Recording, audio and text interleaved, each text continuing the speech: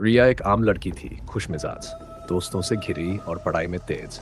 लेकिन जैसे जैसे समय बीता उसके मन में एक खतरनाक विचार ने घर करना शुरू कर दिया। मुझे और पतली होना है।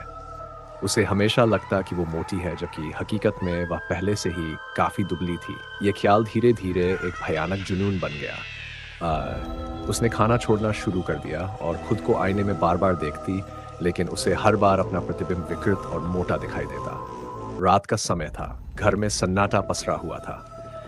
रिया अपने कमरे में बैठी थी, आईने के सामने। वह अपनी पतली कलाई को देख रही थी, जो अब हड्डियों से ढकी लग रही थी, लेकिन उसकी आंखों में अजीब सी बेचैनी थी। उसे लग रहा था कि वह अब भी मोटी है।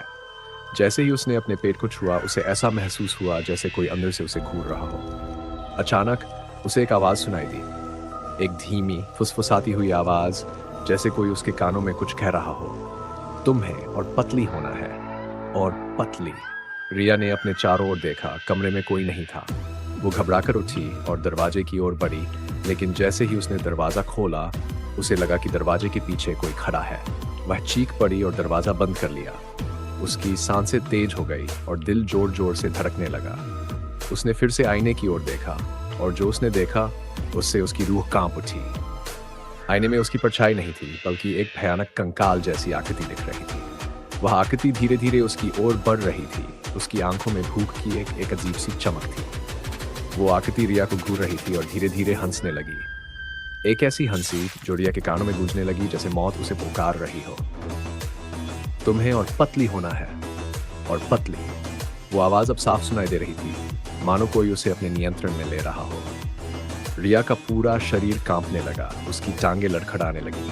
वह बिस्तर पर बैठ गई, लेकिन वह आवाज अभी भी उसके सिर के भीतर गूंज रही थी। रिया ने अपने सिर को जोर जोर से पकड़ा, जैसे वह उस आवाज से छुटकारा पाना चाह रही हो। मैं ठीक हूं, मुझे कुछ नहीं चाहिए, उसने खुद से बड़बड़ाया। लेकिन आईने में वह आकृति अब और भी स्पष्ट हो चुकी थी। उसका चेहरा विकृत और हड्डियों से भरा हुआ था, और उसकी आंखों में गहरा काला अंधकार था। वो आकृति अब रिया की ओर हाथ बढ़ा रही थी, जैसे उसे अपने साथ खींचना चाह रही हो। रिया की आंखों के सामने अंधेरा छाने लगा, और उसे लगा कि उसका शरीर अब उसकी पकड़ से बाहर हो रहा है। तुम कभी भी इससे नहीं बचोगी, मैं तुम्हारी भूख हूं। वह आवाज अब और भी तेज हो गई थी। रिया ने चिल्लाने की कोशिश की, लेकिन उसकी आवाज गले में घुट गई। उसे लगा कि उसकी सांसें अब रुकने लगी हैं। अचानक दरवाजा जोर से खुला और उसकी मां कमरे में आई।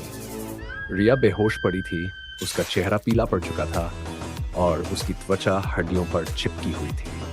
उसे तुरंत अस्पताल ले जाया गया। डॉक्टरों ने बताया कि रिया एनोरेक्सिया नर्वोसा से पीड़ित थी। उसका शरीर पूरी तरह कमजोर हो चुका था, और उसके दिमाग में वही खतरनाक भ्रम बार बार आ रहा था कि वो मोटी है। लेकिन रिया की हालत ठीक होने के बावजूद वो भयानक आकृति उसके सपनों में आती रही। हर रात जब वो सोने की कोशिश करती, उसे वही आवाज सुनाई देती, तुम्हें और पतली होना है।